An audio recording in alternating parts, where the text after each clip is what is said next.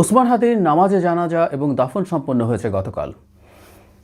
গত বেশ কিছু সময়ের মধ্যে সবচেয়ে বড় জামাত হয়েছে তার নামাজে জানাজায়। এবং এরপর কেউ কেউ বলার চেষ্টা করছেন, ফেসবুকে দেখলাম, যে হাদির এই জানাজায় মানুষের উপস্থিতি হাদির যে রাজনীতি সেটার এক বিরাট এন্ডোর্সমেন্ট এবং সেটা ভবিষ্যতের রাজনীতির গতি প্রকৃতি ঠিক করে দিচ্ছে। খুব কনফিডেন্টলি কেউ কেউ বলছেন, যারা খানিকটা রাজনৈতিক বোঝাপড়া রাখেন তাদেরকেও বলতে শুনছি। কথাটা কি ঠিক? খুবই জরুরি প্রশ্ন এটা, এবং এটা একটু অ্যানালাইজ করা দরকার। কারণ হলো, বাংলাদেশের রাজনীতির গতি প্রকৃতি যদি ওসমান হাদি যা রাজনীতি করতেন, তার যে রাজনীতি ছিল সেটার মতো হয়, তাহলে এটা খুবই বড় একটা ঘটনা। নিশ্চিতভাবেই হবে কিনা সেটা বলতে চাই, কথা বলবো। তার জানা যায় কেমন মানুষ হয়েছে। আমি দেখলাম কি যেন প্রযুক্তি আছে, স্যাটেলাইট দিয়ে লোকজন এক ধরনের ম্যাপিং ট্যাপিং করে তারা এটা করছেন। সংখ্যা, কনজারভেটিভ সংখ্যাটাও বেশ বড়, 6 থেকে 7 লক্ষ মানুষ সেখানে জমায়েত হয়েছিলেন কারো কারো হিসাবে। এটা হয়তো আমি জানি না, আমি এই জিনিসগুলো সম্পর্কে বিস্তারিত জানি না, কিন্তু ফেসবুকে শেয়ার দেখে বুঝতে পারছি। কেউ কেউ আবার অন্য কোনো ওয়েবসাইট বা অন্য কোনো প্রযুক্তি ব্যবহার করে তারা দেখেছেন এটা 1 মিলিয়নেরও বেশি হতে পারে, মানে 10 লক্ষের বেশি মানুষ হতে পারে। কনজারভেটিভ সংখ্যাটাও অনেক বড় নিশ্চিতভাবেই। ওসমান হাদির মৃত্যু, প্রথম গুলিবিদ্ধ হওয়ার কথাই বলছি, গুলিবিদ্ধ হওয়ার পর থেকেই মানুষের সহানুভূতি তিনি যেভাবে পেয়েছেন, মানুষ তার জন্য যেভাবে প্রার্থনা করেছে, তার মৃত্যুর পর মানুষের এই অংশগ্রহণটাও খুবই প্রত্যাশিতই ছিল।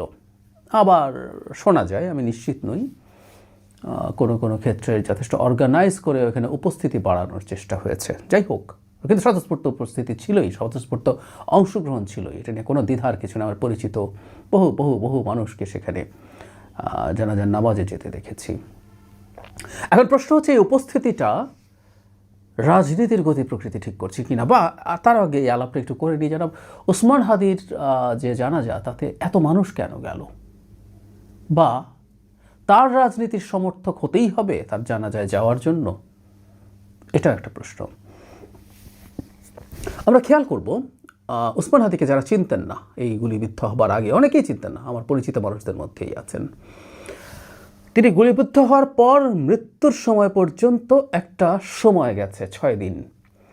ধরলাম আমরা এভাবে যদি চিন্তা করি, ওসমান হাদি গুলিবিদ্ধ হয়েছেন, মারা গেলেন, তারপর তার জানাজা হলো। আমি অনুমান করি জানাজার এই পার্টিসিপেশনটা হতো না। উনি তার মৃত্যু এবং তার গুলিবিদ্ধ হওয়ার মাঝখানে যে সময়টা, সেই সময়টাতে ওসমান হাদির অনেকগুলো ভিডিও আমাদের সামাজিক মাধ্যমে ছড়িয়ে পড়েছে। মেইন স্ট্রিম চ্যানেলগুলো রিপিটেডলি দেখিয়েছে। কি দেখা গেল সেখানে খুবই আবেগাপ্লুত হওয়ার মতো ঘটনা আছে। তিনি তার কন্যাকে নিয়ে কথা বলছেন, শিশু কন্যাকে নিয়ে। তিনি ক্যাম্পেইন করছেন নির্বাচনী, খুব সাধারণ বেশভূষায়, লুঙ্গি পরে, সাধারণ পোশাক পরে, খুবই সাধারণভাবে নিজে হেঁটে মানুষকে লিফলেট দিচ্ছেন, কথা বলছেন, মানুষকে জড়িয়ে ধরছেন। প্রায় বলি যে তার রাজনীতি নিয়ে আমাদের দ্বিমত থাকতে পারে, কিন্তু ওসমান হাদির একটা সারল্য ছিল, সততা ছিল, এটা ইম্পর্টেন্ট, প্যাশন ছিল। ভ্যানে ঘুমাচ্ছেন কাজ করতে করতে, মুড়ি বাতাসা দিয়ে ক্যাম্পেইন করছেন, স্ত্রীকে রান্নায় সাহায্য করছেন, সবজি কেটে দিচ্ছেন। তার চাইতে বড় কথা, অনেকগুলো টকশো ছড়িয়ে ছিটিয়ে আসে যেখানে তিনি তার মৃত্যু নিয়ে কথা বলেন, আবেগাপ্লুতভাবে তিনি কীভাবে মারা যেতে চান, কীভাবে মিছিলে বুলেটে তার মৃত্যু শহীদ দিয়ে তিনি বুলেট দিয়ে শহীদ হতে চান, তার কফিন কেমন হওয়া উচিত, অনেক অনেক খুবই আবেগাপ্লুত কথাবার্তা। মানে মনেই হতে পারে সামহাউ এত চমৎকারভাবে তাকে আবেগাপ্লুত করার মতো কন্টেন্ট আমাদের সামনে এসে হাজির হয়েছে।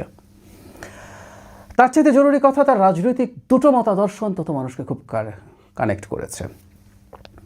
একটা হলো তার ভারত বিরোধিতা, আরেকটা হচ্ছে আওয়ামী লীগ বিরোধিতা। এ দুটো আমি আসবো। ফলে ইটস এ প্যাকেজ। একটা ব্যক্তি ওসমান হাদি, নানা ব্যাপারে তার জীবন দর্শন, এবং বাংলাদেশে খুবই পপুলার দুটো ব্যাপার, ভারত বিরোধিতা এবং আওয়ামী বিরোধিতা, তারকে কানেক্ট করতে সাহায্য করেছে। যারা তাকে চিনতেন, আর যারা চিনতেন না তারা নতুন করে কানেক্টেড হয়েছেন। ফলে তার প্রতি মানুষের আবেগ তৈরি হয়েছে এবং শেষ পর্যন্ত যেহেতু মানুষ দীর্ঘ সময় থেকে তার জন্য প্রার্থনা করেছে, অনেকগুলো দিন, অনেকগুলো মানে অনেক না, তারপরও একটা মানুষ জীবন মৃত্যু সন্ধিক্ষণে 6 দিন থাকা it's a huge amount of time. ফলে মানুষ পার্টিসিপেট করেছে। তার প্রতি ভালো লাগা, তার প্রতি শুভকামনা, তার প্রতি ভালোবাসা, এটা থেকেই তারা গেছেন। আমি তাই মনে করি এর জন্য তার রাজনীতি সমর্থন করতে হবে তা না। তিনি এক ধরনের ডানপন্থী মুসলিম আইডেন্টিটির রাজনীতি করতেন, মুসলিম ন্যাশনালিজম আমরা এভাবে বলবো, রাজনীতি করতেন। এবং যেটা আমি তাকে প্রশংসা করি, প্রায় প্রশংসা করি, সেটা হচ্ছে এটার জন্য যে কালচারাল যে প্রস্তুতি প্রয়োজন, কালচারাল যে গ্রাউন্ড তৈরি করা প্রয়োজন, সেটা তিনি করতে গিয়েছিলেন। তিনি কিন্তু হ্যাঁ, একটা সময় শুরুর দিকে তিনি খুবই রাফ কথাবার্তা বলেছেন, আক্রমণাত্মক কথাবার্তা বলেছেন, অনেক ক্ষেত্রে সব ভেঙে চুরে দাও ধরনের কথাবার্তা বলেছেন। কিন্তু পরবর্তীতে তিনি সেখান থেকে সরে এসে একটা প্ল্যাটফর্ম তৈরি করেছেন, ইনকিলাব কালচারাল সেন্টার, মঞ্চ তো ছিলই। সেখানে থেকে তিনি চেষ্টা করেছেন তার যে রাজনীতি, তার যে রাজনৈতিক চিন্তা, সেটাকে গ্রো করা। এটা নিয়ে অনেকের অভিযোগ আছে যে এই ইনকিলাব কালচারাল সেন্টার আদতে কোনো রাজনৈতিক দলের একটা ভিন্ন প্ল্যাটফর্মের জায়গা কিনা, প্রশ্ন থাকতে পারে, এবং এগুলো উড়িয়েও দেওয়া যাবে তা বলছি না। কিন্তু তিনি আমাদের সামনে যা যা করছিলেন সেগুলো সেভাবেই আসছিল আমাদের সামনে। ফলে তার যে রাজনীতি, বাংলাদেশে এখনও এই রাজনীতির যে অনেক ট্র্যাকশন আছে আমি মনে করি না। আমি তাহলে এভাবে বলি, জনাব ওসমান হাদির রাজনীতি যদি ভবিষ্যতের রাজনীতির গতি প্রকৃতি ঠিক করে দেয়, উনি যদি গুলিবিদ্ধ না হতেন, ঢাকা 8 কি তিনি জিততেন? বা তিনি কি সিগনিফিক্যান্ট নাম্বার অফ ভোটস পেতেন? তার যে আসন, সেই আসনে যিনি বিএনপির প্রার্থী, তার বিরুদ্ধে অনেকেই অনেক রকম অভিযোগ করেন, অবশ্যই খারাপ ধরনের অভিযোগ। আমরা যদি তর্কের খাতিরে ধরে নিই অভিযোগগুলো সত্যতা আছে, তারপরেও কি ওসমান হাদি জিততে পারতেন? কোনোভাবে সম্ভব ছিল? কাছাকাছি যেতে পারতেন? কত ভোট পেতেন?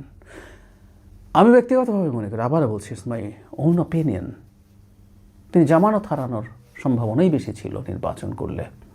তারপরে হাদির এই নির্বাচনে অংশগ্রহণের যে টাইপ যা করতে গেছেন, এটাকে কিন্তু আমি হাইলি অ্যাপ্রিসিয়েট করি। তিনি মানুষের কাছে ফান্ডিং চেয়েছেন, কত টাকা এসছে প্রতিটা টাকার হিসাব দিয়েছেন, অলিতে গলিতে নিজে ঘুরেছেন, সাধারণ একটা পরিবারের একজন হয়ে এমপি হওয়ার তাকত, সাহস দেখিয়েছেন। এটাই নতুন রাজনীতি, এটাই নতুন বন্দোবস্ত হওয়া উচিত বলে আমি মনে করি, সত্যিই মনে করি। কিন্তু তারপরও কি পেরে উঠতেন? এবার প্রশ্নই আসে না। তাহলে ওসমান হাদি তার যে রাজনীতি, সেগুলো থাকার পরও যদি তার সিটেই খারাপ ধরনের ফলাফল করেন, যদি আমি সঠিক হয়ে থাকি, তাহলে তার রাজনীতি, এই জানাজা দেখে তার রাজনীতি বাংলাদেশের ভবিষ্যৎ রাজনীতি হয়ে যাবে, এটা মনে করার কোনো যৌক্তিক ন্যূনতম কোনো কারণ আছে? আবেগ ভালোবাসা ভিন্ন জিনিস, আর ভোট দেওয়াও ভিন্ন জিনিস। ব্যক্তি হাদিকে, তার এই অকাল মৃত্যুকে কোনোভাবেই মানুষ নিতে পারেনি। সমালোচনার পরও বহুবার বলেছি, ওসমান হাদির রাজনীতি আমি সমর্থন করি না, কোনোভাবেই না। এমনকি টক শোতেও তার সাথে বিভিন্ন ব্যাপারে তার দৃষ্টিভঙ্গি নিয়ে তার সাথে আমার ডিবেটও হয়েছে অন রেকর্ড। কিন্তু আমি বা এরকম আরও অনেকেই যারা তার রাজনীতি পছন্দ করেন না, তিনি রাজনীতির যে প্রকাশভঙ্গির জন্য একটা সময় খুবই বিখ্যাত অথবা কুখ্যাত হয়েছিলেন, সেটাও আমি পছন্দ করি না, সিরিয়াসলি পছন্দ করি না। আমি মনে করি রাজনীতিতে এই ধরনের ভাষার ব্যবহার, এটার পক্ষে থিওরিটিক্যাল এক্সপ্লানেশন ভিত্তি দেওয়ার চেষ্টা করেছেন অনেকে, সেটা দিতেই পারেন, এটা দিতেই পারেন, ইটস মাই চয়েস, আমি এইটা নেই না। কিন্তু তারপরও তো ওনার এইভাবে মৃত্যু আমরা কোনোভাবে মেনে নিতে পারিনি। ফলে সহানুভূতি আছে, ভালোবাসা আছে, তার জন্য দোয়া আছে, তাই তার জানাজায় মানুষ গেছেন, এটাকেই এখন পোট্রে করার চেষ্টা করেছে। এই জন্য মনে হয় যে সামহাও এই যে কিছু কিছু ক্ষেত্রে কিছুটা অর্গানাইজ করার চেষ্টা করা হয়েছে বলে যে শোনা যায়, এই কারণেই কি যে আমি একটা পোট্রে করলাম যে বাংলাদেশের ভবিষ্যতে মুসলিম ন্যাশনালিজম বা ইসলামী আইডেন্টিটি পলিটিক্স, উনি নিজে অবশ্য আইডেন্টিটি পলিটিক্স হয়ে বলেন, কিন্তু তার মধ্যে এক ধরনের মুসলিম ন্যাশনালিজম ছিল, এটা আমরা বলতে পারি। সেটাই রাজনীতি গতি প্রকৃতি ঠিক করবে, এটা প্রজেক্ট করার চেষ্টা করা হবে। আই এম সরি, সেই সম্ভাবনা আসলে একেবারেই নেই। যারা ওখানে তার জানাজায় গেছেন, এটা অন্যান্য সব ভোটের বা ভোটারের কথা বাদই দেই, যারা তার জানাজায় গেছেন তারাও অসংখ্য মানুষ আছেন যারা মধ্যপন্থী দলকেই ভোট দেবেন। আমি আরও স্পষ্টভাবে যদি বলি, বিএনপিকে ভোট দেবেন, বিএনপির সমর্থক, বিএনপির ভোটার প্রচুর মানুষ জানাজায় উপস্থিত থাকতে গেছেন। হাদিকে ভালোবাসা, হাদির প্রতি সহানুভূতি এবং সহমর্মিতা থাকা, তাকে দোয়া করার সাথে তার রাজনীতি এন্ডোর্স করার পুরোপুরি সম্পর্ক নেই। অবশ্যই তার রাজনীতি যারা এন্ডোর্স করেন তাদের অনেকেই গেছেন, তার রাজনীতি থাকলে যে রাজনীতিকে মানুষ এগিয়ে নিয়ে যেতে চায়, ছড়িয়ে দিতে চায়, সেই মানুষ গেছেন। কিন্তু যারা গেছেন, যতজন গেছেন, এটা তারা এই শোকেসিং হয় একেবারেই একমত নই। একজন ব্যক্তি হাদির প্রতি ভালোবাসার বহিঃপ্রকাশ হচ্ছে নানা কারণে, যে বললাম নানা কিছু আমাদের সামনে আসলো, সেই জিনিসগুলো ছিল তার ভাষা, তার কানেক্ট করার চেষ্টা। টকশোতে তো তিনি তুলনামূলকভাবে রাস্তায় যেভাবে বক্তৃতা করতেন তার বাইরে করতেন, is a very good communicator. তিনি মানুষের সাথে তার কমিউনিকেশন দেখাতে পেরেছেন। ইভেন তার কিছু, যে বললাম না সব ক্ষেত্রে একমত নই, তার অনেক কিছুর সাথে দ্বিমত করলো, অসাধারণ সুন্দর সব ইস্যুজ আছে।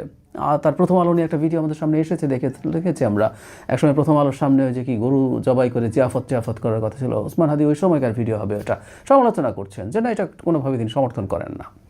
প্রথম আলো নিয়ে তার ক্রিটিক আছে, কিন্তু তিনি চান যে প্রথম আলোর মতো আরও 10টা পত্রিকা বানিয়ে সেই ফাইটটা করা হবে। এরকম অনেক সেন্সিবল ভারত সম্পর্কে এত সমালোচনা করছেন, কিন্তু পশ্চিমবঙ্গের মানুষজন আমাদের পক্ষে দাঁড়িয়েছে, উনি এটাকে এন্ডোর্স করছেন। ভারত সরকারের প্রতি বা রাষ্ট্রের প্রতি সব অভিযোগ আছে বলছেন। সুতরাং এরকম অনেক কিছু, অনেক চমৎকার রাজনৈতিক দিকে দৃষ্টিভঙ্গিও আমাদের সামনে এসছে, যেগুলোর সাথে আমরা দ্বিমত করব না। এবং হি ওয়াজ এ ভেরি গুড কমিউনিকেটার, খুব আটপৌরে ভাষায় কথা বলেন, কমিউনিকেট করতে পারেন। আবার অ্যাট দ্য সেম টাইম বাইরেও তিনি যখন খুবই অ্যাংরি ইয়াং ম্যান একটা লুক আছে, আমি প্রায় বলি কথাটা, ভবিষ্যতের রাজনীতিতে সম্ভবত এই ধরনের মানুষ আরও আসবেনি। ওসমান হাদি চলে গেলেন, কেউ না কেউ আসবে, কারণ এটাই এখন এই রাজনীতির একটা যুগ শুরু হয়েছে, রাইটেস্ট ডেমাগগস। আমি ডেমাগগ শব্দটা বলেই ফেললাম। ওসমান হাদি অন্তত মাঠে যেভাবে কথা বলেছেন, এটা বিরাট একটা অংশ ডেমাগগেরই ছিল।